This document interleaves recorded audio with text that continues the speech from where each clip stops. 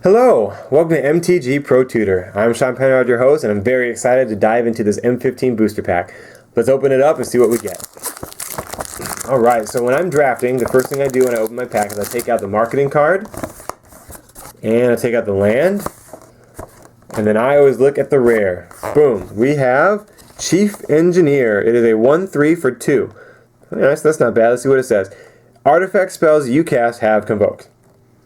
Okay, so yeah, I don't know how many artifacts I'm going to be drafting in this set, so this Chief Engineer may not be the best thing for me. Now this might be great in, I don't know, some EDH deck, you know, with like Muzio or something, but Chief Engineer Limited, probably not pulling its weight.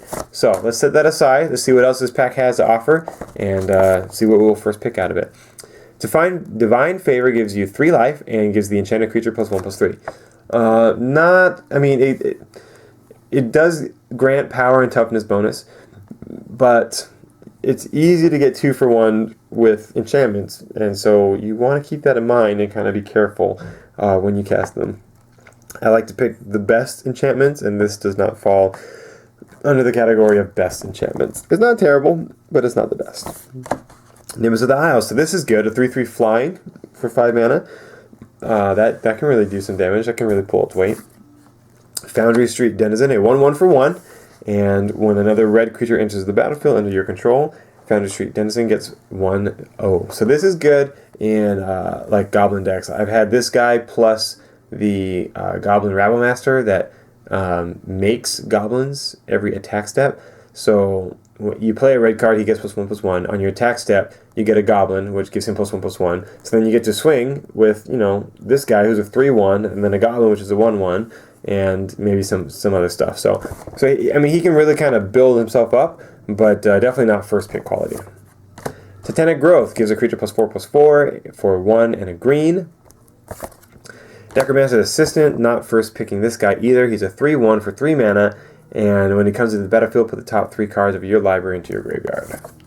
Scrapyard Mongrel. So this is nice.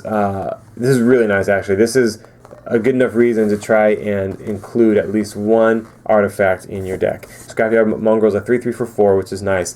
And then it can get +2/+0 and trample. So it can become a 5/3 with trample. I really like Scrapyard Mongrel. I think he's first pick quality.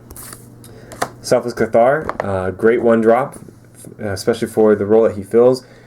You pump out a bunch of, you know, token creatures and then sack this guy to beef them all up and, you know, surprise your opponent, or not surprise, they'll see it coming, but, you know, you'll be able to take down some big creature or get in some extra damage. In Crust, this is a really good blue tempo spell.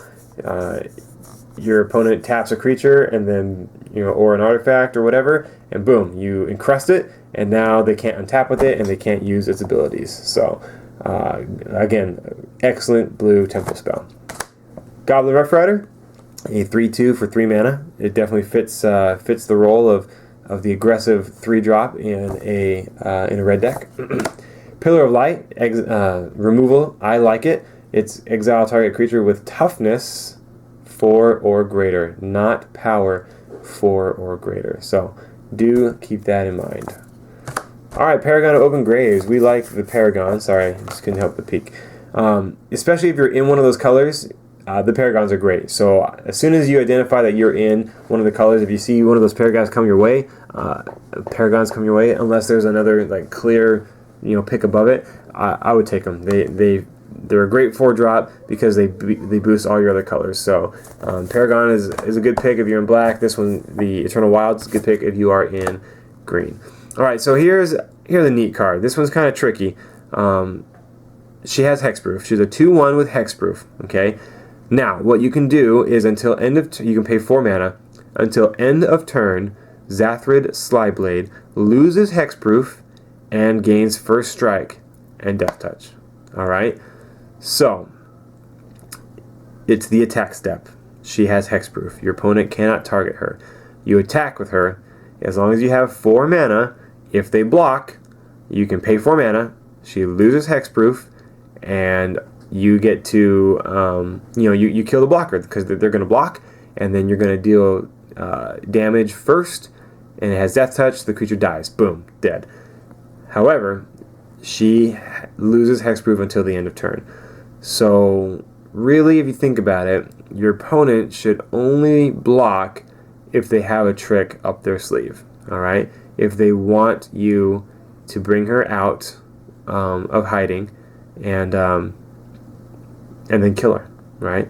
So they could bluff, right? They could block with a 1/1, and then leave that up to you to try and figure out whether or not it's worth bringing her out of hiding to kill a 1/1, spending the mana to do so, or letting her die. So it really makes your opponent think, and it's going to make you think as well if they decide to do little chump blocks or whatever. Okay, so because they could chump block, you could spend the mana, and then you just tied up 4 mana doing it. You see what I'm saying? So she's also great for blocking too.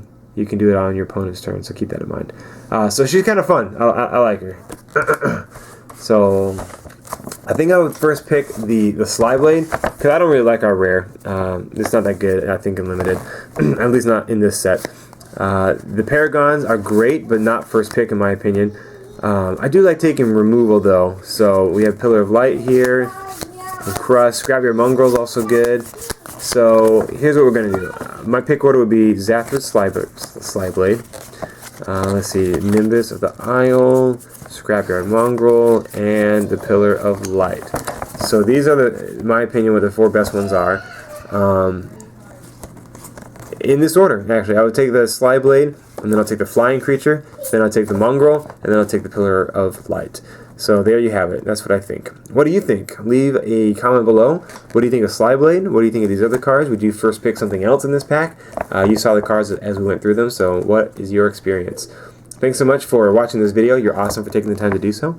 I'm Sean Penrod, and we'll see you in the next pack.